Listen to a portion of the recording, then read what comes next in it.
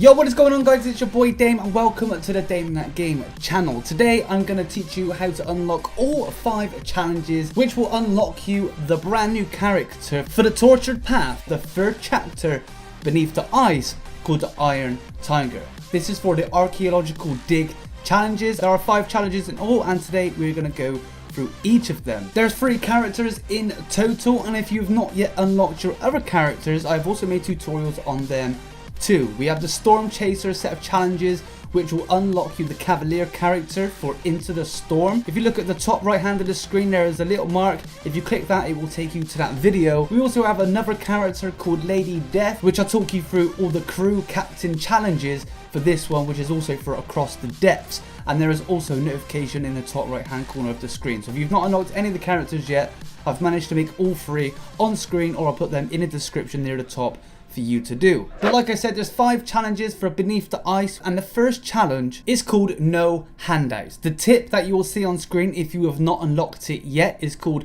None For Me Thanks, and the little summary hint you get for after unlocking it is escaped without resupply. For this challenge, all you're going to have to do is escape the map Beneath the Ice without opening any supply drops. The supply drops that drop from the sky, you won't be allowed to pick those up. Tip wise for this one is a pretty easy challenge. I would either go in solo or with a team, it really doesn't matter. But I do recommend going in with max ammo consumables, because a lot of these maps are very dependent on monkey bombs of which you can get from the starting pistol box, which will only cost you 500 points. So you could keep spinning that box, keep buying those guns until you get monkey bombs. I would go in with a max ammo consumable, because this is essentially what you are losing mostly, apart from some jolts from the supply drop. So if you go in with a team of 3 with all max ammo consumables, it really wouldn't matter if you pick the drops up or not, because the main benefit of those drops are a few jolts and mostly a max ammo. It might also be worth going in with a mod called Armored Up, and this will give you free shields at the start of the game, which will also help out quite a lot. Again, if you go in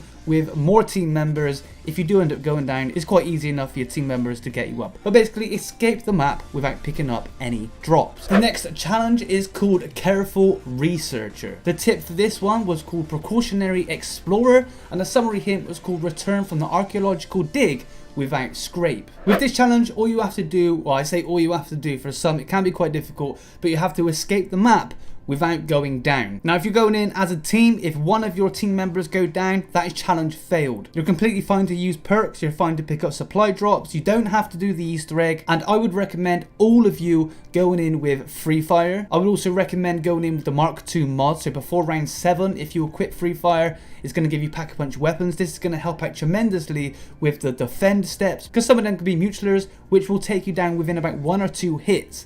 Whereas if you've got Free Fire with Mark II, you're going to kill them before they even can run at you. A small little tip for the boss fight, which really helps and kills the boss really quick, is if all of you stand where you spawn in, right at the entrance to the actual ritual room, as the boss spawns in, wait for him to run towards a door and designate each of your players to throw monkeys. So if one of your players threw monkeys, if all of you have the SVT equipped or the SAP equipped, which is a starting pistol, if you all quit Free Fire at the same time, you will kill him very fast. When he goes into recharge, make sure you keep one person designated to keep throwing those monkeys so zombies do not attack you. Have 3 of your team members go in, destroy the heads which the main boss is regenerating his health from. When you've destroyed him, he's going to fall to the floor, and the rest of you should be able to kill him pretty darn quickly. After you've killed the boss, it's pretty much a home run from then. You just got to survive until the end of round 11, escape the map, and you will have the challenge pop. The next challenge is called Equip Menace,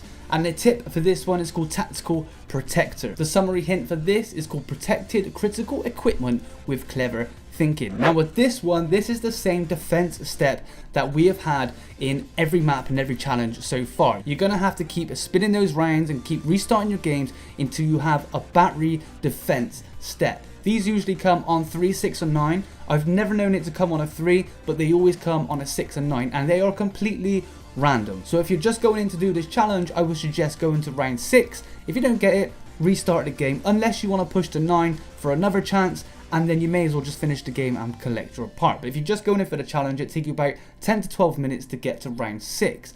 This one is very different compared to the others. Now this particular one, you're not allowed to use Shell Shock. I've tested this about 3 or 4 times. I've been in the game 3 or 4 times trying to unlock it, and every time we equipped Shell Shock, around the actual battery defense to defend it, it never worked. And the only time it did pop frost is when we used frontline. Frontline will make all the zombies chase you. You don't have to use frontline, you can just do monkeys. So what I do recommend for this one is going in with a team of 4, going to round 6 or 9 and making sure you all get monkeys from the starting pistol box or any weapon box whatsoever. But the starting pistol box does only cost 500, so you can keep hitting it and hitting it until you unlock the monkeys. Make sure one player has a max ammo consumable. It is very possible to do it in 12 monkeys, but it's better to be safe than sorry. And as soon as the defense step starts, take it in turns to throw your monkey. Throw one monkey, let it explode, throw another monkey, so on and so on until all of you have completely used your monkeys. If you run out of monkeys, hit that max ammo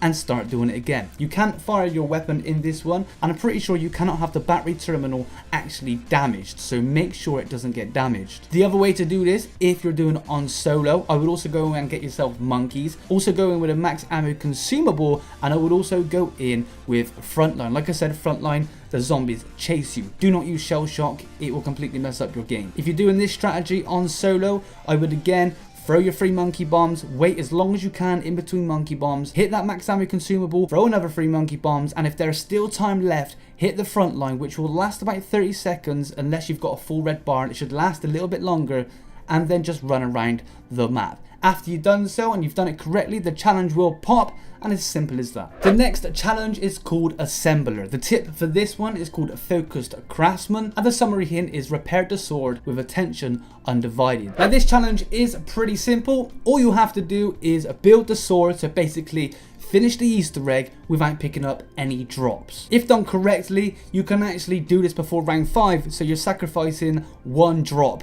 And that is it. If you keep listening and listening to the next challenge as well, you can combine both of these challenges and have both this challenge called the Assembler and the next challenge called Fast Hands, and do them in one game. Really haven't got many tips for this particular challenge, and any tips that I do have, I would just keep listening to the video because I give most of those tips for the next challenge. I suppose if you did want one tip, like I always say, max ammo consumables are always good to have when you're not picking up drops, because the main use of a supply drop is armor and max ammo, so a max ammo consumable would come in very, very handy. You haven't got to complete the map, you haven't got to beat the boss, you've literally just got to build the sword without opening any supply drops. And the last challenge is called Fast Hands. The tip for this one was called Blacksmith, and the summary hint was called Repair the sword on the clock. Now there was a lot of confusion behind this one, and it's still not 100% confirmed. A lot of people did say it's round based. You had to build the sword by round 5, but many people have built it on round 6 and even round 7, and after lots of tests by many people in the community, it seems like you have to build the sword in under 15 minutes. I would go in with 2 players for this one. By going in with 2 players, there's going to be 1 extra player to actually hold a zombie while you input rune codes into the door at the top of the map. Now this is timed, so I would follow these instructions to help you do it a lot quicker. I would destroy the battery that gives power to the actual rune door, then I would have your friend hold a zombie. I would then run up to the door and start inputting codes. There's a picture on screen now. This is from Beebat, so make sure to go hit up Beebat on his Twitter. I will put it in the description, and I will start inputting the codes from this list. You're basically guessing, you're brute forcing the code. The way I like to do it is only put in the codes that are 3 and 4 runes long. When you start going over that, it's going to take a lot of time. So I would just use the codes that are very short. If you don't get the correct code after you've used up all the 3 and 4 length rune codes, I would just restart your game. After you've done this, progress through the Easter egg as fast as you can, and then you're going to have to start looking for codes on round 2 and on round 4. Difference between these 2 rounds are you can actually go to the battery, hold square, and it will put you in that sort of mode where you're able to see symbols. And there's an awesome video with around 12 locations for these symbols. It was made by Invalid, and I will put a link for it in the description, and there's a small thumbnail on screen now to show you what the video looks like, and that shows you all 12 locations. So you guess the first code, then when it comes to round 2, you run round all 12 locations looking for the next code. After you find the next code, you could either write the code down, or you can compare it to Beebat's list and maybe just make a mental note of what code it is. You can run back up on round 2 and input that code straight away instead of having to guess all through those codes, because there's about 30 of them. You can't use the battery on round 3, but when it comes to round 4, you can also activate the battery again. That's when you're going to have to put in the 3rd code, and I would use exactly the same technique. Use Invalid's video to check all 12 rune locations where they're hidden,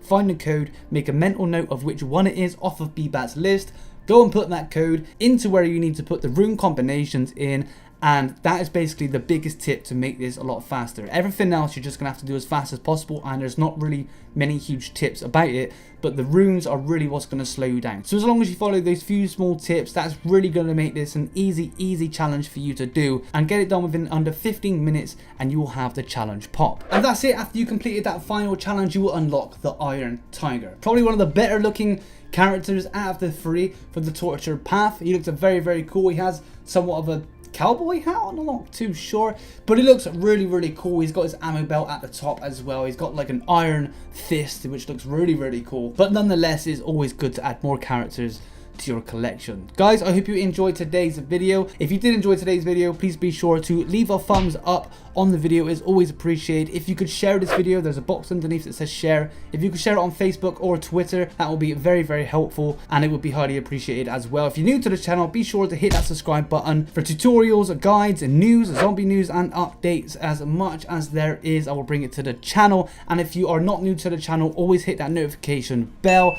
after you be given a message, and make sure to click all notifications on the video. Homies, enjoy the rest of your day. Thank you so much for coming out, but until the next one, it is your boy Dame, and I'm out.